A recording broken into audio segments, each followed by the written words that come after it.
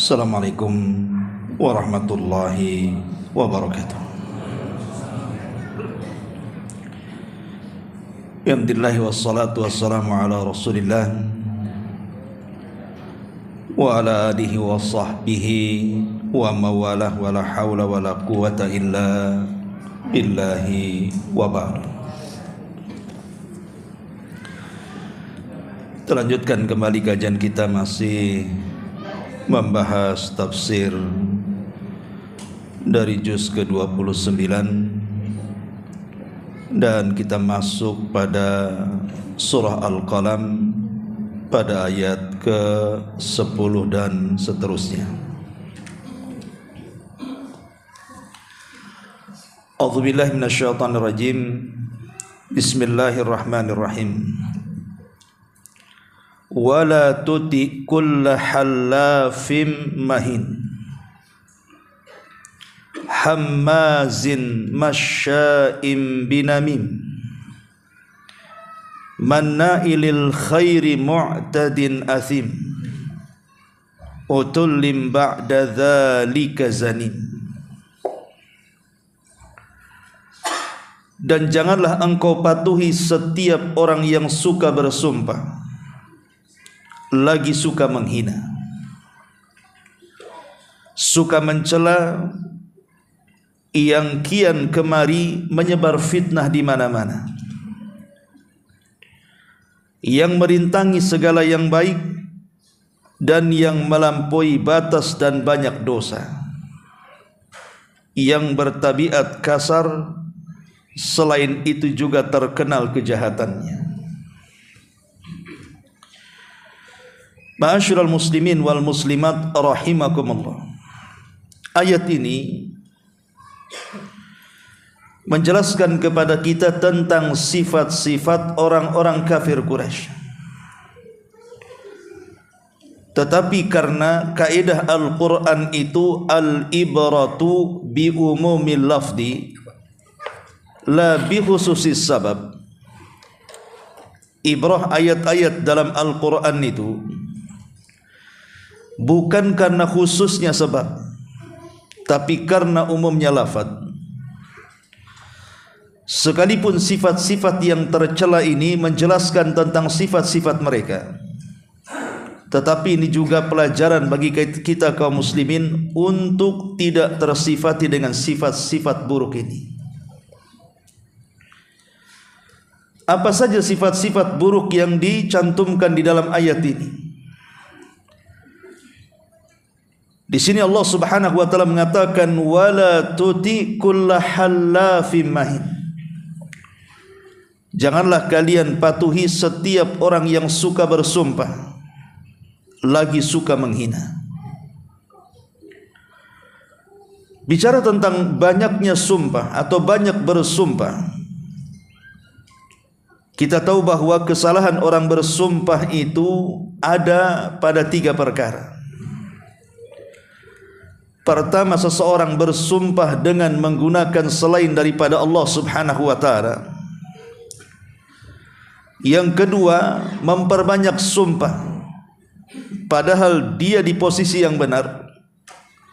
Dan yang ketiga, bersumpah kepada Allah Subhanahu wa taala untuk sebuah kedustaan. Tiga-tiganya tercela dalam sumpah. Bersumpah menggunakan selain daripada Allah Subhanahu wa taala, memperbanyak sumpah kepada Allah padahal dia di pihak yang benar, ataupun bersumpah kepada Allah dalam rangka kedustaan. Ma'asyiral muslimin yang dimuliakan Allah Azza wa Jalla, adapun jenis yang pertama, bersumpah kepada selain Allah Subhanahu wa taala. Kita tahu bahwa sumpah itu ma'ruf di masyarakat dan ma'ruf secara syar'i. Biasanya menggunakan kalimat wallahi atau billahi atau tallahi. Bahasa kitanya demi Allah. Atau diperbolehkan juga bersumpah itu dengan mengatakan demi Rabb yang menciptakan langit dan bumi, atau demi zat yang jiwaku berada di tangannya, atau yang lain-lain selama tidak memiliki kandungan sumpah kepada selain Allah Subhanahu wa taala.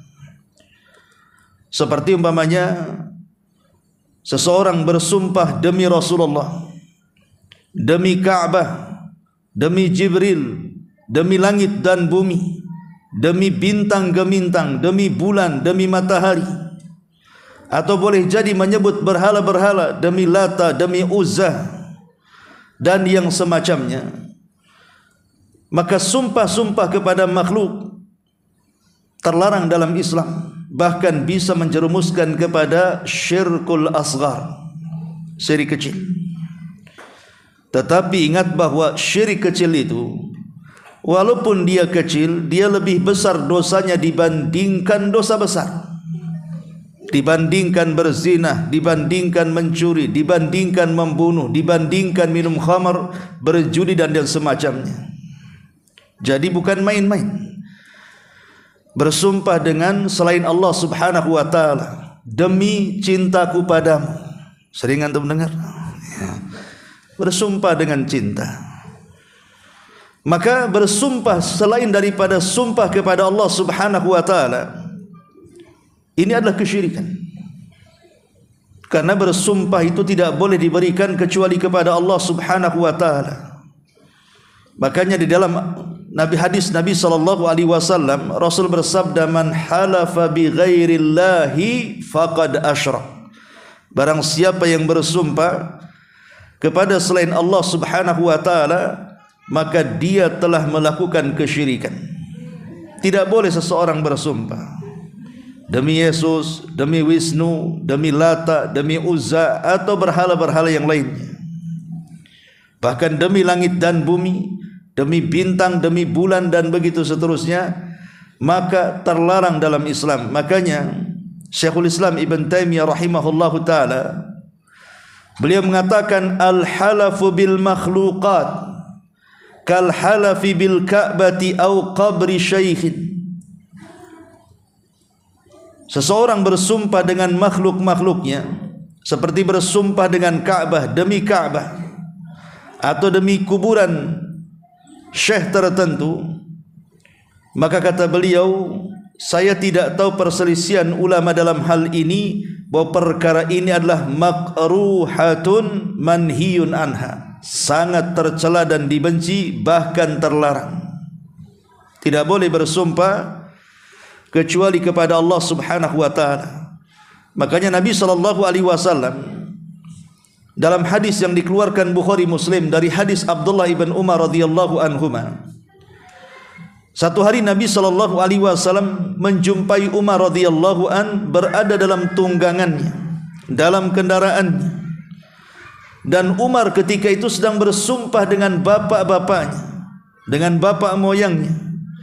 Maka Nabi sallallahu alaihi wasallam memanggil Umar dan mengatakan, ala innallaha yanhaakum an tahlifu bi abaikum faman kana halifan falyahlif billah aw liyasmut.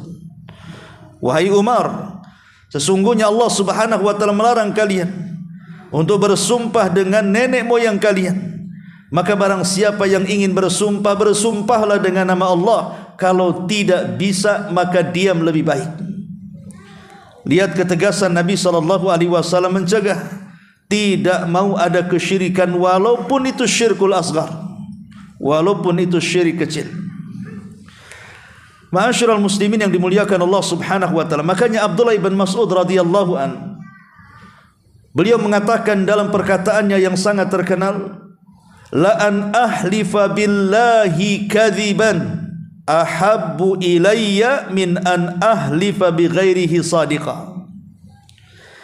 Kalau saya bersumpah tapi tetap menyebut nama Allah Subhanahu wa taala untuk sebuah kedustaan, jauh lebih kusukai dibandingkan seseorang bersumpah kepada selain Allah walaupun untuk kejujuran. Kata Abdullah ibn Mas'ud radhiyallahu an, kalau dengan tetap menyebut nama Allah Subhanahu wa taala untuk sebuah kedustaan, jauh lebih kucintai dibandingkan bersumpah dengan menyebut nama selain Allah walaupun untuk kejujuran. Kenapa demikian? Bukankah dua-duanya juga tercela? Maka dijelaskan oleh Syekhul Islam Ibn Taimiyah rahimahullahu taala perkataan Abdullah ibn Mas'ud ini. Apa kata beliau? Wa dzalika li'anna sayyi'ata syirki a'zam min sayyi'atil kabirati. Kenapa Abdullah ibn Mas'ud radhiyallahu anhu mengatakan seperti itu? Karena keburukan syirik itu jauh lebih besar dibandingkan keburukan orang yang melakukan dosa besar. Berdusta itu dosa besar, tetapi kalau bersumpah kepada selain Allah itu kesyirikan. Makanya beliau mengatakan, kalau saya bersumpah atas nama Allah untuk sebuah kedustaan, lebih aku cintai dibandingkan berdusta kepada selain Allah tapi untuk kejujuran. Karena dusta itu dosa besar, tapi bersumpah kepada selain Allah itu kesyirikan. Walaupun sama-sama dua-duanya tercela, tetapi kesyirikan itu jauh lebih berbahaya dibandingkan dosa daripada dusta itu sendiri. Ma'asyiral muslimin wal muslimat rahimani wa rahimakumullah. Lalu bagaimana kalau seandainya ada seseorang terucap sumpah kepada selain Allah, seperti yang saya katakan tadi, demi bulan, demi bintang, atau yang ma'ruf di masyarakat, demi cintamu kepadamu, dan begitu seterusnya. Apa yang harus dilakukan kalau dia terlontar kalimat-kalimat seperti itu? Bagaimana taubatnya? Maka Nabi SAW mengatakan, man halafa minkum faqala fi halafihi wallata wal uzza falyakul la ilaha illallah wa man qala li sahibihi ta'ala uqamiruka falyatasaddaq bi syai'in. Kata Nabi sallallahu alaihi wasallam, barang siapa yang bersumpah di antara kalian, kemudian dia mengatakan dalam sumpahnya demi Lata dan Uzza, maka katakanlah tidak ada sesembahan yang berhak disembah kecuali Allah. Jadi kalau seseorang terpeleset lidahnya, kemudian dia bersumpah kepada selain Allah, maka segeralah dia mengatakan kalimatut tauhid la ilaha illallah.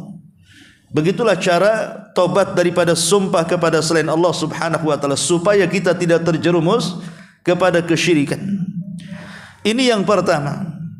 Yang kedua, kesalahan dalam bersumpah adalah memperbanyak sumpah. Selain bersumpah kepada selain Allah, adalah banyak sumpah. Dan biasanya banyak sumpah ini dilakukan oleh para pedagang. Karena Nabi SAW mengatakan salasun atau salasatun la yukallimuhumullahu wa la yanzuru ilaihim yaumal qiyamah wa la yuzakkihim wa lahum adzabun alim. Ada 3 kelompok kelak pada hari kiamat. Mereka tidak akan diajak bicara Allah. Bahkan Allah tidak sudi memandang mereka. Bahkan Allah tidak mau membersihkan dosa-dosa mereka. Bahkan sudah disiapkan azab yang pedih bagi mereka. Bayangkan 4 perkara yang menakutkan akan ditimpakan kepada 3 kelompok ini. Siapa 3 kelompok ini? Kata Nabi, al-musbil izarahu, orang yang melembrehkan kainnya di bawah mata kaki bagi laki-laki. Yang kedua, wal mannan bima ata, orang yang suka menyebut-nyebut pemberian. Dan yang ketiga, al-munaffaq sil'atahu bil halifil kadhib, orang yang ingin melariskan dagangannya dengan cara menguatkan dengan memperbanyak sumpah. Jadi para pedagang ini umumnya untuk menguatkan dagangannya supaya laris, tak segan-segan mereka bersumpah berkali-kali. Wallahi dari sana enggak dapat, wallahi dari sana untungnya sedikit, wallahi ini barang bagus, wallahi. Padahal ucapannya benar sebenarnya. Memang dia tidak banyak untungnya, memang dia tidak mendapatkan keuntungan yang melimpah dari jualannya, benar ucapannya. Tapi dengan memperbanyak sumpah untuk apa? Tidak ada gunanya. Karena bagaimanapun ikhwatu fiddin muliakan Allah subhanahu wa ta'ala, ada hikmah yang besar. Kenapa kita ini tidak boleh memperbanyak sumpah? Yang pertama, orang yang terlalu sering bersumpah dengan nama Allah maka sumpah itu akan mengalir dari lisan dalam perkara yang besar ataupun yang kecil, sehingga sumpah tersebut tidak berbekas dalam hatinya sama sekali. Kan lama-lama orang enggak percaya dengan banyaknya sumpah. Orang ini banyak sumpah kali. Jadi sumpah itu tidak ada gunanya, padahal sumpah itu sebuah kemuliaan. Mengatakan wallahi billahi tallahi, demi Allah itu, ini sebuah kemuliaan. Makanya kenapa sumpah itu digunakan dalam peradilan biasanya. Orang-orang yang mereka tertuduh, maka mereka cukup untuk bersumpah saja. Pamannya seseorang dituduh mencuri dan dia tidak mencuri, maka dia cukup mengatakan demi Allah saya tidak mencuri. Dan bagi orang yang menuduh dia harus mendatangkan bukti. Jadi sumpah itu digunakan dalam kondisi-kondisi tertentu saja yang sangat penting, sehingga dia harus menyebut nama Allah Subhanahu wa taala dengan sumpahnya. Lah kalau sumpah diumbar begitu saja, lalu kalimat wallahi tallahi billahi ini enggak ada harganya, sehingga keagungan Allah Subhanahu wa taala semakin berkurang. Yang kedua, saat seseorang ingin sempurna mengagungkan Allah Subhanahu wa taala dalam ubudiyah, maka harusnya seseorang itu tidak banyak bersumpah. Kalau dia ingin mengagungkan Allah Subhanahu wa taala, tidak perlu banyak bersumpah. Banyak berzikir saja kepada Allah Subhanahu wa taala. Karena bagaimanapun seseorang yang memperbanyak sumpah, mau tidak mau dia sedang tidak mengagungkan Allah Subhanahu wa taala. Dan lebih daripada itu, orang yang banyak bersumpah, maka ia merendahkan kejujuran dirinya sendiri. Seolah-olah apa? Seolah-olah dia tidak yakin dengan dirinya sendiri, sehingga dia harus bersumpah supaya orang yakin dengan dia. Orang yang banyak bersumpah itu tidak pede sebenarnya. Makanya di sini perlu, padahal kita ini harus mengedepankan izzah kejujuran diri sendiri. Bagaimana caranya orang itu percaya dengan kita tanpa harus bersumpah? Harusnya seorang muslim seperti itu. Kemudian yang ketiga, bersumpah dengan selain Allah Subhanahu wa taala, bersumpah kepada Allah Subhanahu wa taala tapi dalam rangka kedustaan. Lah ini juga sama dengan perkara yang kedua tadi. Banyak orang-orang para pedagang itu terkadang mereka berdusta supaya nampak jujur dia bersumpah. Dan itu banyak di masyarakat. Orang-orang yang mereka menyembunyikan kedustaan, kemudian mereka bersumpah. Lihat para pejabat ketika mereka dilantik, bukankah mereka disumpah di atas Quran? Ya kan? Para pejabat itu ketika dilantik, itu Quran di atas kepala. Walaupun sumpah seperti ini tidak ada syariatnya. Akan tetapi kita tahu mereka disumpah atas nama Allah Subhanahu wa taala dan atas nama Quran. Tapi sumpah itu tidak berlaku kepada mereka. Kenapa? Karena kenyataannya setelah mereka bersumpah, mereka tidak jujur dalam bekerja. Sebagian mereka menjadi pencuri, korupsi dan yang semacamnya. Lalu apa sumpah yang sudah disumpahkan dia kepada Allah Subhanahu wa taala? Tidak ada gunanya. Makanya dalam ayat ini Allah Subhanahu wa taala mengatakan, wala tuti kulla halafim mahin. Janganlah kalian mengikuti orang-orang yang banyak bersumpah, al-mahin, dan orang yang banyak mencela. Mahin itu artinya menghinakan. Ya. Ma'asyiral muslimin wal muslimat rahimani wa rahimakumullah.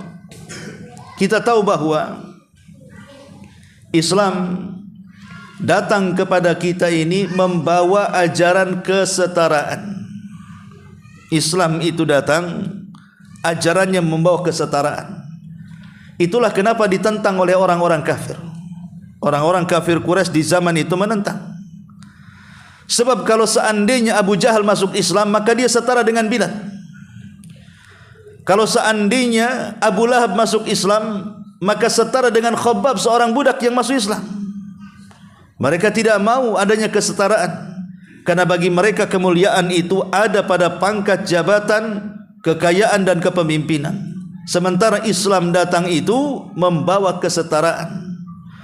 Kalau orang sudah masuk Islam, maka tidak ada beda Anda orang kaya atau orang miskin, Anda pejabat atau Anda rakyat, Anda orang yang berkulit hitam, berkulit putih atau berkulit merah, semua sama di hadapan Allah. Dari sini Nabi SAW mengatakan la fadla bainal arabi wal a'jam walal aswad alal ahmar illa bitaqwallahi azza wajal. Kata Nabi, tidak ada bedanya. Orang Arabkah Anda, orang non-Arabkah Anda, orang yang berkulit hitamkah Anda, orang yang berkulit merahkah Anda, di hadapan Allah itu sama.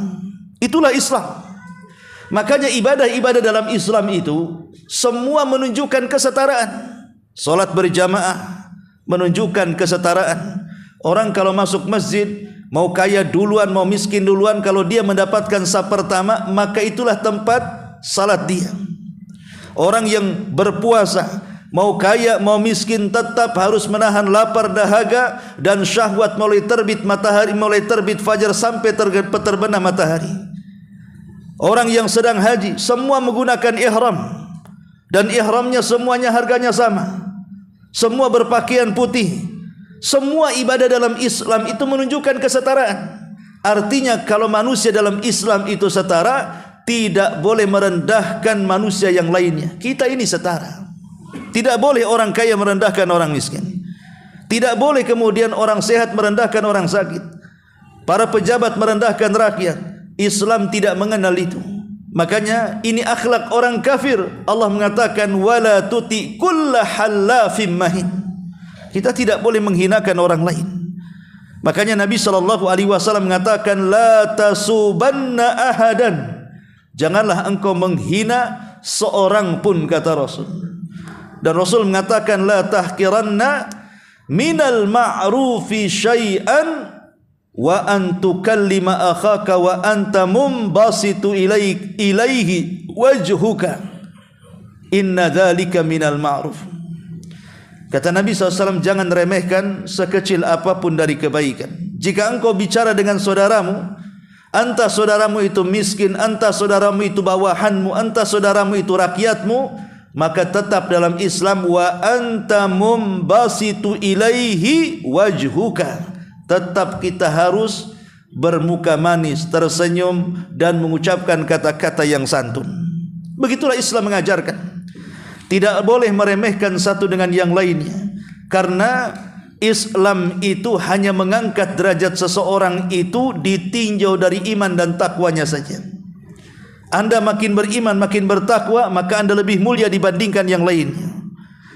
Tetapi kalau iman dan takwa hilang, maka Anda lebih hina dibandingkan yang lainnya. Dulu Abu Jahal orang yang dihormati. Untayan katanya penuh dengan hikmah, sehingga disebutkan nama beliau di zaman jahiliyah sebagai Abul Hakam, bapak kebijaksanaan. Karena kalau ngomong Abu Jahal ini sangat menarik, bisa mendamaikan dua orang yang berselisih. Tetapi ketika kemudian Islam datang dan dia pun tidak mau memeluk agama yang hak, maka Abu Jahal tidak ada nilainya dalam Islam sama sekali. Rendah kedudukannya. Tapi seorang Bilal, seorang budak yang tidak punya nasab, bahkan tidak punya rupa, bahkan berkulit hitam, bahkan dia orang miskin fakir, tetapi ketika masuk Islam dimuliakan dalam Islam, sehingga namanya menggema ke seantero dunia. Sampai hari ini siapa yang tidak kenal nama Bilal? Nama Pak Udin saja kalau jadi muadzin disebut Bilal.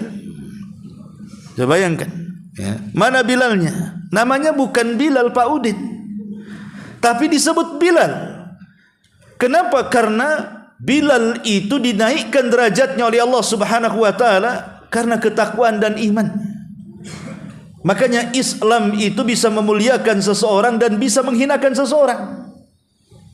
Abu Bakar dulu mulia, masuk Islam tambah mulia. Bilal dulu hina, masuk Islam dia mulia. Abu Jahal dulu mulia, karena tidak masuk Islam dia menjadi hina. Begitulah Islam menjadikan barometer kemuliaan seseorang itu ada pada iman dan takwanya. Makanya Nabi Allah Subhanahu wa taala mengatakan, "Inna akramakum indallahi atqakum." Sesungguhnya orang yang paling mulia di antara kalian adalah orang-orang yang bertakwa di antara kalian. Wala tuti' kulla hallafim mahin. Kemudian Allah Subhanahu wa taala mengatakan hammazin masya'im binamin. Suka mencela, hamaz. yang kian kemari suka mengadu domba. Allah Subhanahu wa taala mengatakan, wailun likulli humazatin lumazah. Humazah itu hamaz. Lalu apa bedanya humazah dengan lumazah? Jadi ada hamzun, ada lamzun, ada ghamzun. Sebagian para ulama mengatakan maksudnya hamzun, dia adalah orang yang suka mengejek dengan menirukan perbuatan orang. Kalau hamzun adalah orang yang mengejek dengan lisannya, tapi lamzun mengejek kepada manusia dengan perbuatannya. Pamannya ada orang pincang lewat, ditirukan kepincangannya. Kita tidak pincang, ada orang lewat, antum tirukan pincang dia, kan kurang ajar tuh. Ada orang buta sebelah, antum pula tirukan, dibuta-butakan sebelah. Orang yang suka meniru-nirukan orang, maksudnya kekurangan orang ditiru-tiru kita, tentu dalam rangka merendahkan. Maka ini disebut hamzun, atau dengan lisannya mengejek manusia, pamannya diejek fisiknya. Boleh jadi mungkin dia orang gemuk, kemudian dikata-katai macam-macam. Orang kurus dikata-katai macam-macam. Orang hitam dikatakan macam, dan begitu seterusnya. Hakikatnya Anda tidak sedang mencela tubuh dia, tapi Anda sedang mencela zat yang menciptakannya. Dia hitam itu kehendak Allah. Tidak ada yang mau terlahir hitam. Kemudian ada orang terlahir gemuk sekali, itu kehendak Allah. Dia tidak mau terlahir seperti itu. Atau mungkin terlahir cacat. Tidak ada orang yang mau terlahir cacat, pincang, buta dan sebagainya. Orang itu ingin terlahir sehat. Ataupun orang miskin, dicela kemiskinannya. Siapa yang ingin terlahir miskin? Tapi itulah sudah takdir Allah Subhanahu wa taala. Ada hikmah di balik penciptaan berbagai macam jenis manusia. Kalau kita mencela fisik manusia, itu sama dengan mencela zat yang menciptakannya. Dan ini kurang ajar, tidak beradab dengan Allah Subhanahu wa taala. Hammazin masya'im binamim, atau seseorang yang suka mengadu domba ke sana kemari. Ngompor sana, kompor sini. Kalau gas 5 kilo masih mendingan, yang 25 kilo apa enggak meledak orang? Ma'asyiral muslimin yang dimuliakan Allah Azza wa Jalla. Masya'im binamim. Apa an-namim? Ulama mengatakan namim adalah at-tahrishu bainan nas was-sa'yu bainahum bil ifsad. Ulama mengatakan bahwa masya'im binamim, namim itu artinya at-tahrish bainan nas, berusaha untuk memanas-manasi manusia supaya bertengkar. Was-sa'yu bainahum bil ifsad, atau berusaha supaya dua orang di antara mereka menjadi rusak hubungannya. Atau dengan kata lain, mengadu domba ke sana kemari. Itu disebut masya'im binamim. Ma'asyiral muslimin yang dimuliakan Allah Azza wa Jalla. Kalau dulu mungkin mengadu domba seseorang atau menghasut supaya seseorang itu bermasalah, bertengkar, berselisih, agak repot, karena harus jalan ke sana buat cerita lain, jalan ke sini buat cerita begitu. Kalau sekarang tidak, ngadu domba itu mudah, karena di tangan kita sudah ada alat komunikasi. Pamannya seseorang cukup saja WA istri orang, buat 3 kalimat, sayang, itu saja, terbaca suaminya, itu sudah bertengkar, naudzubillah, kan begitu. Padahal boleh jadi SMS nyasar itu. Tapi ini menunjukkan bahwa sekarang ini mudah seseorang itu untuk mengadu domba orang, bahkan mengadu domba negara saja bisa sekarang ini. Dengan adanya alat komunikasi ini, berusaha kemudian mengompor sana, mengompor sini, akhirnya meledaklah dan terjadilah perselisihan. Suami istri bertengkar, dengan tetangga bertengkar, kawan jadi lawan, bahkan negara bisa berperang. Itulah mengadu domba ini memang membahayakan sekali. Makanya Islam sampai mengatakan ala unabbiukum mal 'adha hiyan namimatul qalatu bainan nas. Maukah ku habarkan kepada kalian apa itu sihir? Maka Rasul mengatakan sihir adalah namimah. Seseorang berusaha mengadu manusia lain sehingga mereka bertengkar. Makanya kenapa Nabi SAW mengatakan wa innal kalama la sihru, dalam ucapan manusia itu ada sihir. Terkadang kita ngomong sesuatu, tersinggunglah kita, akhirnya marah kepada orang yang dituju, orang yang ngomong itu. Dan ini sangat banyak di masyarakat. Orang-orang yang bersifat picik, suka mengadu domba, ngompor-ngompori supaya orang berselisih pendapat, bahkan bertarung secara fisik. Naudzubillah. Ma'asyiral muslimin wal muslimat rahimani wa rahimakumullah. Dan mengadu domba ini bahaya sekali. Pertama, Nabi SAW menganggap para pengadu domba adalah syirarul khalqi, seburuk-buruk manusia. Kata Nabi SAW, maukah kutunjukkan kepada kalian ala ukhbirukum bisyirarikum, maukah kutunjukkan kepada kalian siapa manusia yang paling buruk di antara kalian? Maka Rasul mengatakan masya'una bin namimah, mereka adalah orang yang berjalan ke sana kemari untuk mengadu domba manusia. Yang kedua, orang-orang yang suka mengadu domba hakikatnya mereka sedang melakukan perbuatan syaitan. Karena perbuatan syaitan itu adalah bagaimana caranya menanamkan permusuhan di antara manusia. Ketika mereka putus asa, iblis dan pasukannya putus asa menggoda Rasul dan para sahabat untuk supaya kembali menyembah Lata, Uzza, Manat dan Khubal. Rupanya para sahabat yang kuat tauhid dan imannya tidak mau kembali sebagai penyembah berhala, sehingga hampir iblis putus asa kepada mereka.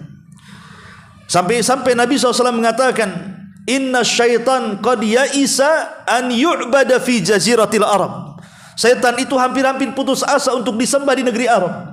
Tapi setan itu punya senjata yang lebih ampuh daripada itu. Walakin at-tahrishu bainahum. Tapi dia punya senjata. Ya, mungkin orang Arab tidak mungkin kembali menyembah Lata, Uzza, Manat, Khubal, Saif, Nailah atau yang lainnya, tetapi syaitan akan membuat mereka kacau, saling bermusuhan. Lihat di Timur Tengah hari ini, perang di mana-mana, saling serang sana, serang sini. Di baliknya siapa? Di baliknya syaitan. Siapa lagi? Makanya dari sini ikhwatu fiddin yang dimuliakan Allah Subhanahu wa taala, namam ataupun orang yang mengadu domba, sesungguhnya dia telah melakukan amal daripada amal syaitan. Makanya kalau ada orang yang ngompori setan, kau pergi. Ini amalan setan. Jangan ganggu, jangan kasih was-was saya. Kemudian yang ketiga, ingat bahwa orang-orang yang mengadu domba itu biasanya penampilannya sok menjadi penasehat. Seolah-olah dia memberikan saran, seolah dia memberikan pendapat, seolah dia memberikan nasihat. Padahal dia sedang membuat kompor kepada kita, supaya kita panas, akhirnya menyerang orang yang dikehendaki orang yang mengadu domba ini. Kemudian yang keempat, bahwa semua sifat kotor yang terdapat dalam diri seorang muslim itu ada pada orang yang suka mengadu domba. Kenapa demikian? Karena biasanya orang yang mengadu domba itu pertama dia jatuh kepada ghibah. Pasti dia ghibah. Kalau enggak ghibah enggak bisa. Mengadu domba pakai apa kalau enggak pakai ghibah? Yang kedua, pasti dia hasad. Kalau tidak hasad ngapain dia mengadu domba? Yang ketiga, pasti dia dendam, iri hati, dengki dan yang semacamnya. Kemudian yang keempat, pasti isinya dusta dan penipuan. Jadi semua akhlak tercela itu ada pada masya'im binamim, orang yang berjalan ke sana kemari untuk supaya manusia bertengkar alias diadu domba. Ini di antara bahaya. Kenapa kemudian Allah Subhanahu wa taala mengatakan wala tuti kulla halafim mahin masya'im binamim, wala hammazim masya'im binamim manna'in lil khairi mu'tadin athim, yang merintangi kebaikan, menghalang-halangi manusia dari kebaikan, yang melampaui batas dan yang banyak dosa. Manna'ilil khairi mu'tadin athim. Nabi SAW sampai mengatakan dalam sebuah hadis, kata Nabi SAW, inna minan nas mafatihul lil khairi, inna minan nasi mafatihal khairi maghaliqal syarri.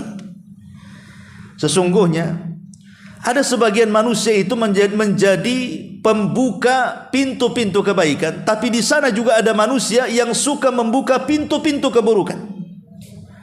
Kemudian kata Rasul, fatuba liman ja'alallahu mafatihal khairi ala yadayhi wa wailun liman ja'alallahu mafatihal syarri ala yadayhi. Maka beruntunglah bagi orang-orang yang di tangannya terbuka pintu-pintu kebaikan di hadapannya, tapi celakalah bagi yang Allah jadikan di hadapannya sebagai pembuka pintu-pintu keburukan kepada orang. Ada di antara manusia itu yang suka mengacau, berbuat jahat, mengajak manusia untuk melakukan keburukan, bahkan mencegah manusia dari kebaikan. Dan itu banyak sekali. Bahkan terkadang tidak jauh-jauh dari diri kita, keluarga terkadang. Ada mungkin suaminya ingin sedekah, baik-baik sedekah, istrinya datang ngompori, bang, ngapain sedekah? Motor belum lunas. Mulai, ya, nggak usah sedekah, nggak usah bantu nggak apa-apa, sedikit saja, nggak usah banyak-banyak. Mulai dia memberikan was-was. Itu orang terdekat padahal, apalagi orang-orang yang jauh. Jadi di masyarakat itu banyak sekali orang-orang yang membuka pintu keburukan. Lihat di dunia bisnis, pamannya kan, orang membuka bar, diskotik, lokalisasi atau apa saja. Itu mereka adalah para pembuka keburukan.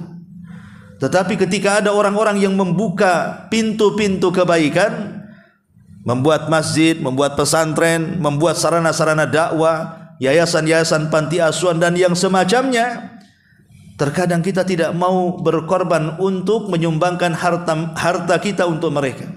Tapi kalau untuk keburukan, untuk khamr, zina, naudzubillah, mereka sesuai dengan kehendaknya menghabiskan semua hartanya begitu rela dan ikhlasnya.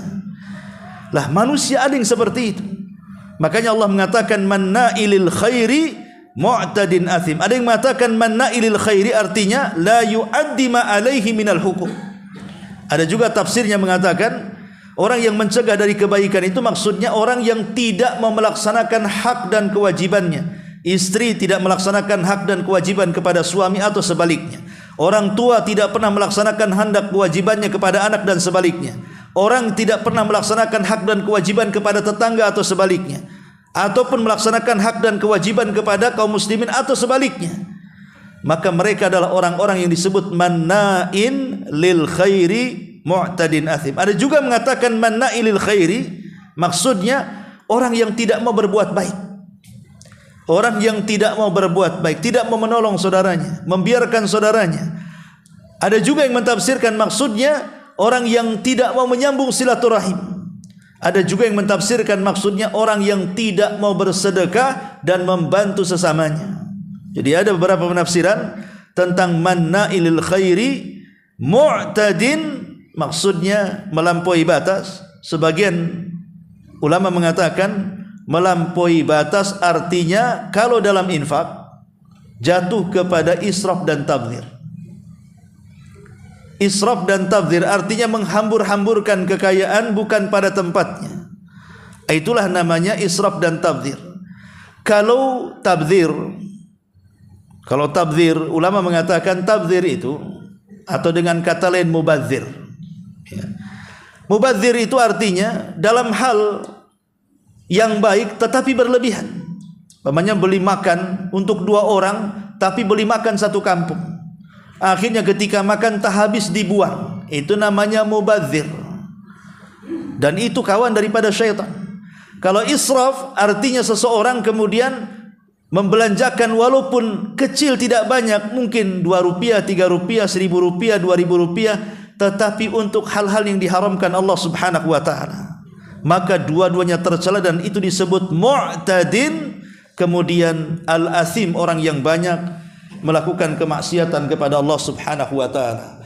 Wallahu a'lam bishawab. Saya akan ada jawaban mungkin sampai di sini. Mudah-mudahan ada manfaatnya. Subhanakallahumma bihamdika asyhadu an la ilaha illa anta astaghfiruka wa atubu ilaik. Wallahu ta'ala. Assalamualaikum warahmatullahi wabarakatuh.